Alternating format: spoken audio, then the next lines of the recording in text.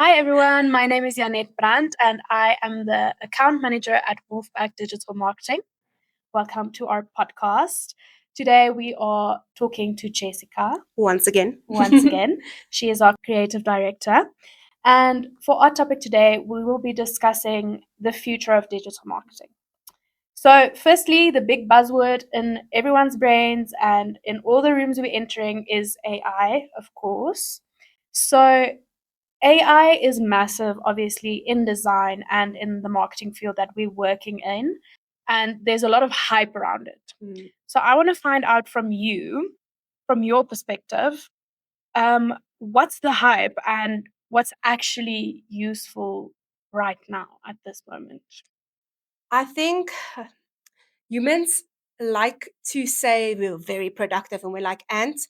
Humans are lazy. And I think that's why AI grew so quickly. AI could literally write your grocery list, plan out your day, plan your trips.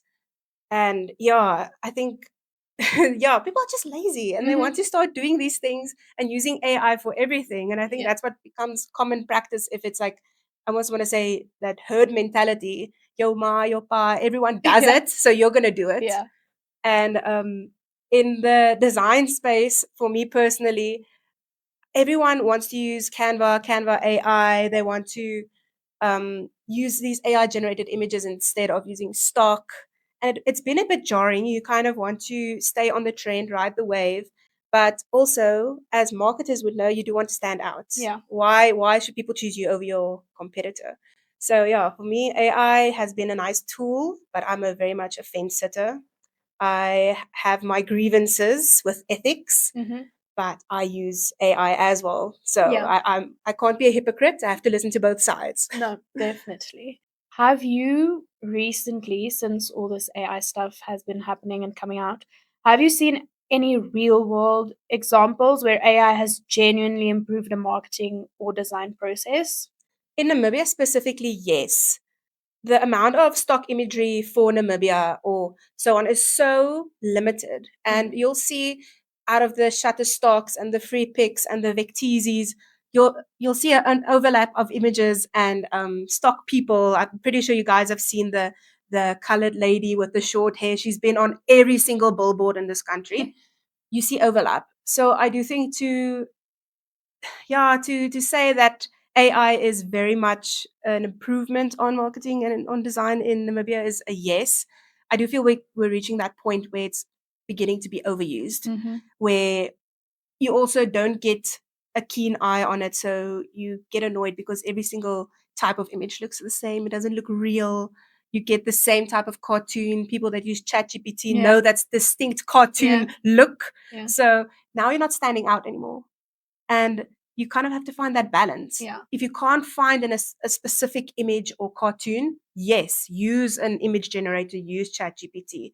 But please, actually made content like artists that draw comics and people that make these illustrations by hand are always going to be better practice because they come from human touch. Yeah, you can see the emotions behind it in Yeah. a way.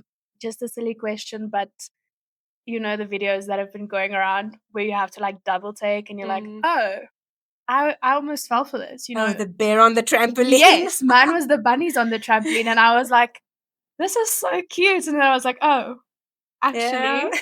this is AI. Do you think there's a way for people to not train themselves, but to how to identify if something's really AI? Do you think it's going to come to a point where I know, like YouTube starting it with the monetization, that they don't monetize AI content? Do you think there's ways to train yourself to identify when something's AI or not really? Yes, I do think there are ways. The thing is, not everyone has the same keen eye. For example, with the bunny video, I watched it once and it almost fooled me, but I know what to look out Yeah. for because I'm a visual person. It's literally my job. Yeah. So I saw the random bunny falling through the base of the trampoline. The same with the bear. I could Yeah. see the trampoline didn't like tear. So I could see that. But again, that's my job. I'm supposed to be able to see these things. I think before you believe anything that you see, try a simple Google search. Try even on TikTok. TikTok is also apparently a search engine now. So Yeah. search it and see if someone's already talked about it. don't just look at something and believe it immediately. Mhm. Especially, we don't always talk about this, but in political spaces or whatever as well, never believe the first thing you see. Yeah. Research is important. Yeah. And on that note, if you Google something and Gemini gives you that little short thing, also don't believe that. Click on Yeah. the links or click on the second or third part on your search engine, because we can't always believe what AI is giving us and we can't always believe what you see online. No, that's a very good note. Don't just believe anything you see online. Always double check. Yeah. Okay, moving on, we'll be talking about some trends in social media Mhm. and advertising. So, as we know, social platforms are always changing. What do you think is actually working right now on Meta, on LinkedIn, or on Google? I think something that's gone a bit to the shadows, but I think is making a resurgence, is carousels. I've seen Instagram started putting their carousels on your Reels page. So Mhm. as you're scrolling, you'll have a random paid media ad coming up that you have to scroll through. On LinkedIn as well, I've seen a lot of engagement with the posts that have these scrolling bars where you have your different little blocks of information. I think on Facebook it's a bit less. You don't see a lot of that. But I think especially on Instagram and on LinkedIn carousels, Mm. and obviously user generated content. Always, I will preach this, the people want to see your face. Yeah. So that if the moment you show your face, you're going to have people commenting, liking, and they're going to start trusting you. Mm-hmm. That is a very good point. Then on the topic of that and carousels and ads and everything, do you think people reach a stage where we're like a bit fatigued with ads? And if so, how can businesses fight this ad fatigue and make sure that we put ads out that people actually want to see, that they don't see an ad and they're like, oh, another one, you know? I feel like you shouldn't be throwing your business in their face. All of us know doom scrolling, and we also know scroll fatigue. So you don't want your logo or your business name everywhere. If you think about TikTok, TikTok is such a organic platform in that way, where it's always just someone in front of their phone camera. We all have this nice little rectangular thing in our pocket, and it's all like just real people. And I feel like people on TikTok, everyone doom scrolls. You won't find someone that doesn't doom scroll. If they have TikTok or Instagram on their phones, they spend X amount of time just scrolling. Yeah. And that if you have like these ads, very high quality generated content constantly, you'll get bored. You're not going to want to go to this lodge because they have this very nice drone shot of the view. Yes, if you see it once, wow, yes, amazing. But now every lodge is doing it. Yeah. Every lodge is getting someone with a drone or someone with a fancy camera. Sometimes we want that messy phone video. And I feel like that's the one that stops. Like, oh, this lady did not put makeup on. She has a weird top knot on her head and she's speaking about, let's say, spa. She went to spa today and this is the lacquer product that she got there. Yeah.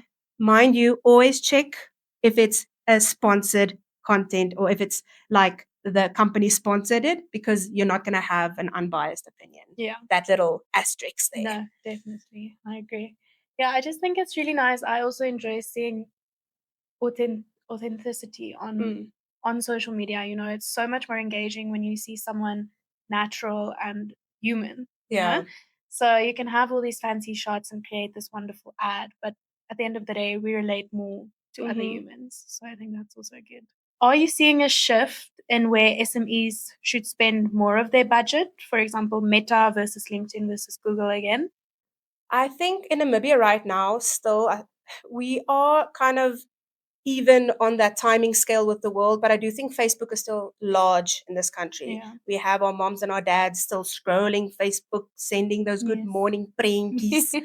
And I do think Facebook is a good one to focus on, because you know your tani and your cousin that's already like mid-30s is going to share that post Yep. on Facebook. Yep. Second, if you want to target the younger audience, Instagram, first of all, photos, posting every day. If it's a photo, a reel, whatever it is, Instagram is massive. Again, coming back to that doom scrolling, people are always scrolling on Instagram. So if you have like a little bit of a budget to boost the post, I would rather post and boost it on Instagram, especially if it's a video. Yeah. And then obviously TikTok. Yeah. TikTok, massive, growing in Namibia now. We have a few viral TikTok stars in the Yes, country we now. So do. if you want to go viral, by chance, TikTok is the place to go, 100%. Yeah. Just try not to lean too much into like branding in the beginning. Try to just be user generated content, have your clients make videos, have you make videos, kind of just maybe have a little bit of incentive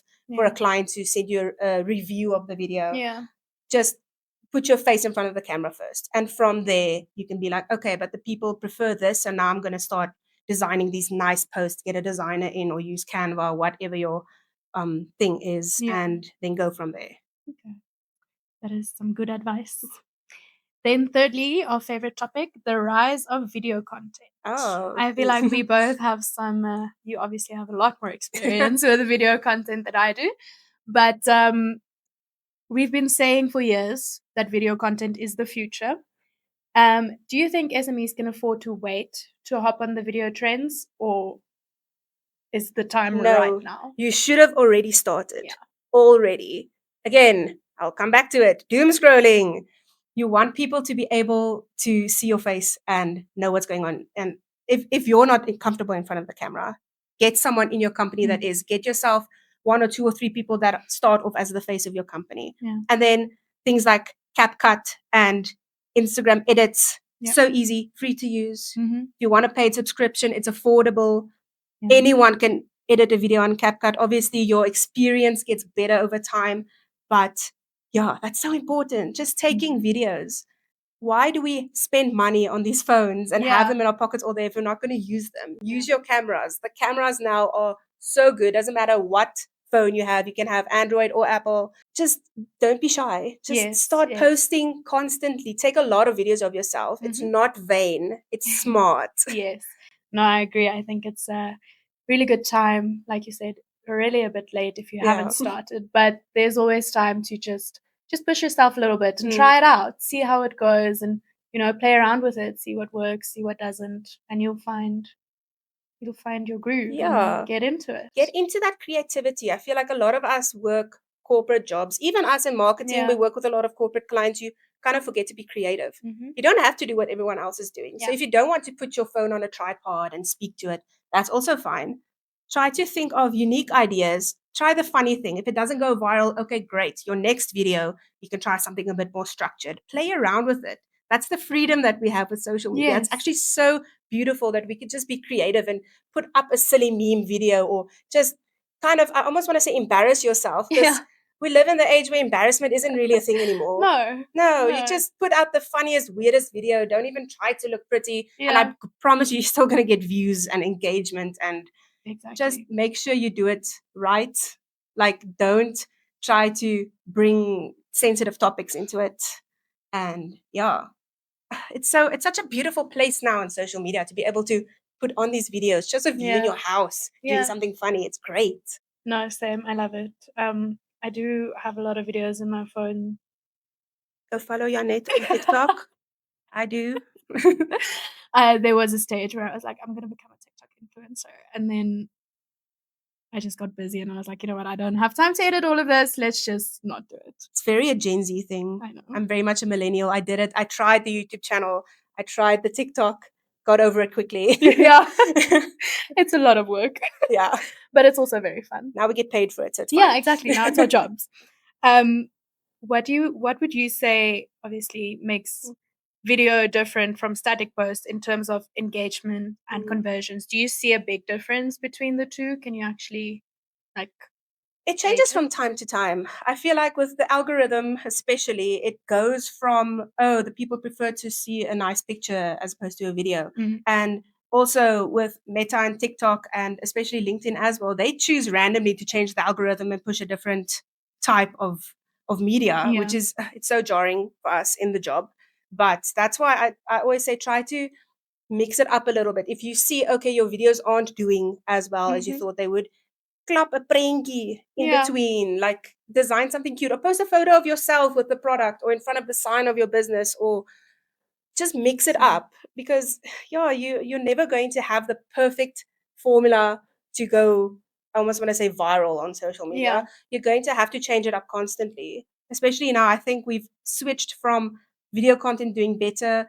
We went through a stage where carousels did better. Then at one point, making posts that have quizzes and stuff in them, Mm. did great. And now we're back to videos. Now Yeah. videos are pushed. So Yeah. keep changing it. Keep trying different things out. Again, be creative. You have the platform. Exactly. Yes, I feel like in our field, in marketing and digital marketing and creative work, it's always trial and error. Mhm. You're never going to know until you try it. And if it fails, try something else. You Exactly. can always try again. If you were to start a small business right now, what's one simple video format that you would create first? Okay, so for a little bit of backstory, I used to work for myself for 7 years at Clumsy Cat Design Studio, still my moniker that I run under. And back then, we already had social media marketing to an extent. I think I might be wrong because I can't think that far back, but we did not have paid media on social media back then. So it was more so if your content is catchy and different, you kind of stood out and you got Yeah. more likes. Whereas now it's a different ball game. It's analytics. It's a lot of back end that I'm not familiar with yet. So I would say the first thing you have to do is obviously register your business, get all of the paperwork done, and then just start off by making your social media accounts, and then start off with simple videos, introducing yourself. Let's say, for example, you're a one-person show for now. You're like, "Hi, I'm X, and this is my new thing. Like, I'm Yeah. trying this new business. If you're interested in what I do here, Follow give along. it a follow, give it a like, maybe say hi in the comments so I know you're here. Yeah. Just start off like that typical, almost want to say YouTuber, that typical millennial YouTuber, like, subscribe. And if you see some growth, start moving away from that and start getting more like organic. Try to come forth a little bit of fun, a little bit professional, and then see where your brand goes, because your branding is so important. If you are a law firm, you don't want, especially if you're like higher up law firm, you don't want videos of your staff doing TikTok dances Yeah. every single day. No, here and there, it'll be fun to see that human side, but find your niche, find what is going to work for your business online. And remember, keep changing it up. If it doesn't work, try a different idea. Don't give up. Try your reels. Try putting you in front of the camera. If the people don't want to see your face, try putting the other pretty lawyer on the camera. We know ladies get more views sometimes. So yeah, try everything. Move it around. Like, we are fluid as a species. We all so different. So if you want to get your demographic, you're gonna have to try a few things before you get your niche. Great advice. And then to close off, looking forward, if you have, okay, well, it basically ties in with what you just said, but if you had to give one piece of advice to Namibian SMEs for the next 2 to 3 years in digital marketing, what would it be? I would say try and jump on now, immediately. And we have this potential of getting monetization in Namibia, which is literally happening right now. They're busy getting it through. And that is a massive thing for Namibia, because I feel like there's a lot of larger influencers in Namibia that have gone viral, that it's quite sad that they don't really get that return on investment of time, because they're getting so many views globally and they're not like getting compensated. exactly. So if you are someone that wants to grow in this digital space, you want to be that face that gets paid to get ads and gets paid to review products or gets paid to shout out people, start now, even though you're not going to see the ROI, that return on investment now, because you're going to be that few steps ahead of the people that are only going to start once the monetization starts. And obviously, it's always a game of chance. You don't know if you're going to go viral.